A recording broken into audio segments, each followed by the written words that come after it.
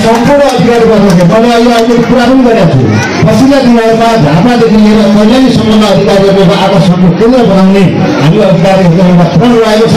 त्यसको निमित्त सबैले हाते मालबाट आएको हो। यही आशा विश्वास भरोसा र अनुरोध र अपिलका साथ म यहाँ सकिरहेको छु। धन्यवाद। जय श्री राम।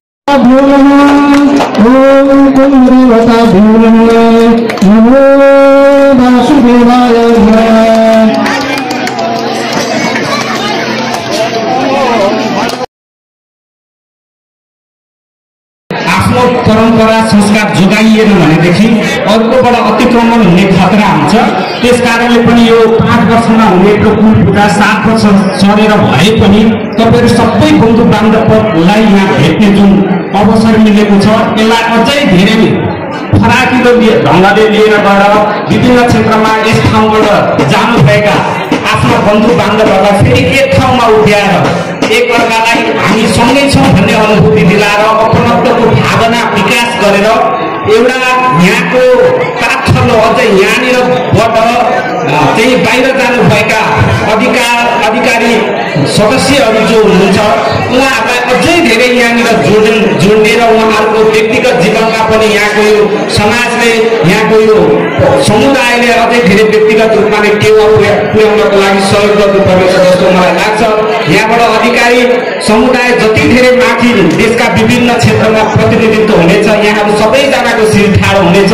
यहाँ तपाईँहरू सबैजनाको समुदायले गर्व गर्ने वातावरण सिर्जना हुनेछ। त्यसको लागि तपाईँहरू सबैजनाले एक ठाउँमा उभिएर जसरी आज एउटा आफ्नो संस्कार परम्परा कुल जोगाउनको लागि लाग्नु भएको छ, कोही पनि आफ्नो यो कुलको सदस्यको व्यक्तिगत जीवनमा पनि तपाईँहरूले त्यसै गरी प्रभावित पार्नुहुनेछ, सहयोग गर्नुहुनेछ, उसको प्रगतिमा पनि सँगसँगै रहेको अनुभूति गराउनुहुनेछ।